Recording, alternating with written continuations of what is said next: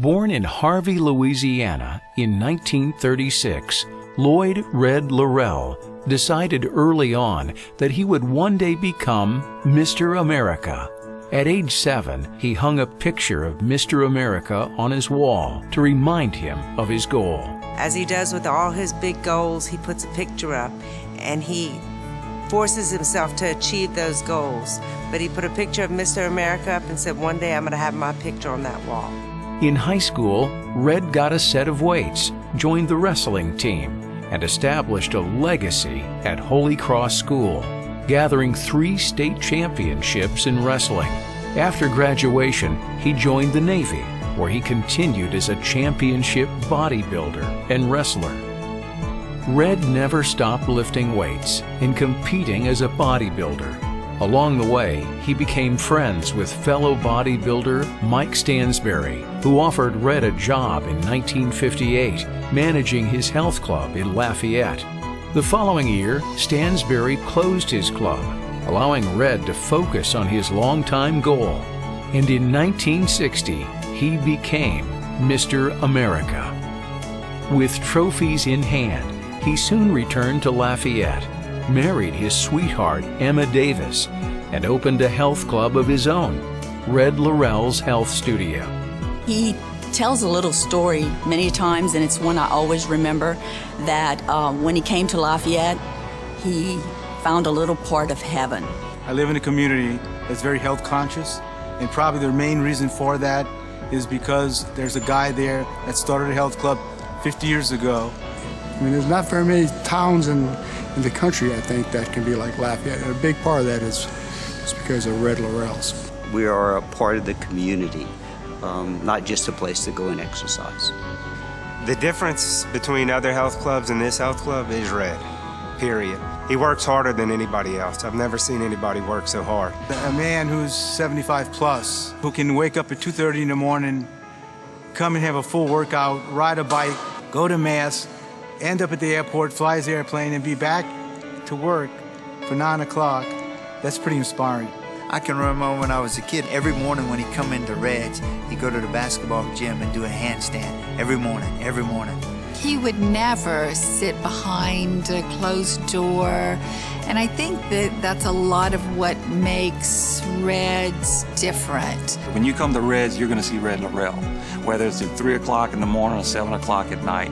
He says hello and goodbye to everyone who walks in the door. Red's just there. He will lead by example, and he's not going to ask you of something to do if he doesn't do it himself. We enjoyed working here, we enjoyed working for him, and so we didn't want to leave. We wanted to stay. Can we please stay and work in the towel room?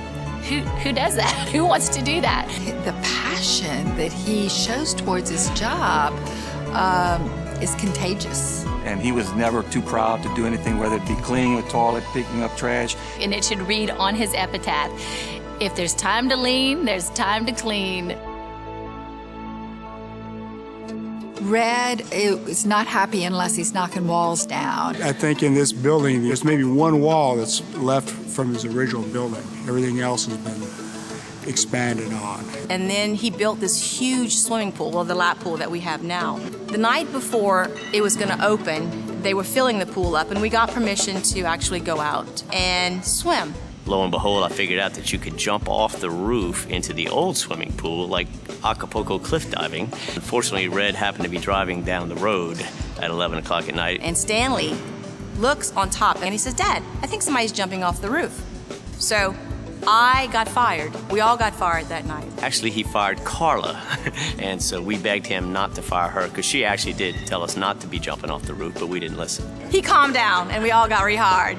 Thank goodness. A couple of days later, I was standing by the swimming pool lifeguarding, and a friend of mine is talking to me, and he said, "Hey, you been playing any tennis lately?" And he walked by at the exact moment that he asked me that had I been playing tennis, and said, "No, he's been working on his diving, though." I can remember one time we made a big addition, and I said, "Red, I guess this will be the last big addition." And he gave me a look, and he said, "I guess you won't be staying here very long." And it has never stopped. He could have retired so long ago, and he won't. He won't retire. This is not a job for him. This is his life. This is what he does, and he just loves it. His obituary, it's going to say he has now retired. I think what he really does for the community is he loves this community.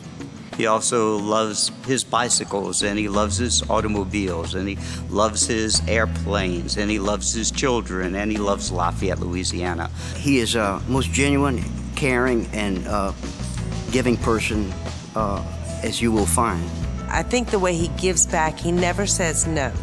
I don't think no's in his vocabulary. I went up there the other day to talk to Connie, and someone was asking for a donation or whatever, and she pulls out this book, and it's about this big. I'm like, what is that? And she goes, that's our donation book. If he can help out in the community in any way, he does it the best he can. We support every athletic event anywhere around, any fun run, every little kid who walks in the door who's selling raffle tickets for their football team. He will always help whoever is asking. He supports UL wholeheartedly.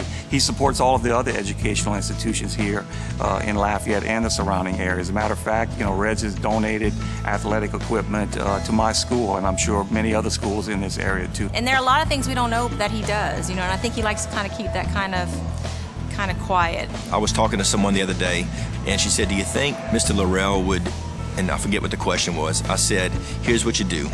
Call Reds, ask to speak to Red Lerille, and before you finish your question, he will say yes. There's so many opportunities out there to give, and he just says yes. He cares about the members, he cares about the facility, he cares about the success of not only our health club, but of Lafayette. But his absolute greatest contribution to the community is what he's done by bringing in so many kids to work here over the years. We've had thousands of employees come through the doors here. The number of people that have come through these doors as employees, the training opportunities that they've had, has created some really good, solid community members. People leave here with incredible work ethics. And we always hope that the kids move on to better things. We always want them to improve. And it might be here, or it might be at another job somewhere else.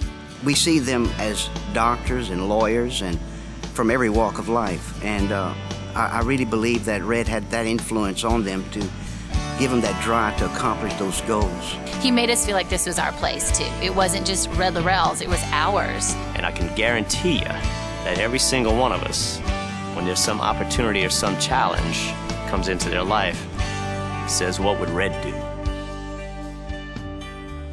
Congratulations to Red Lerille, our 2013 Lafayette Civic Cup recipient.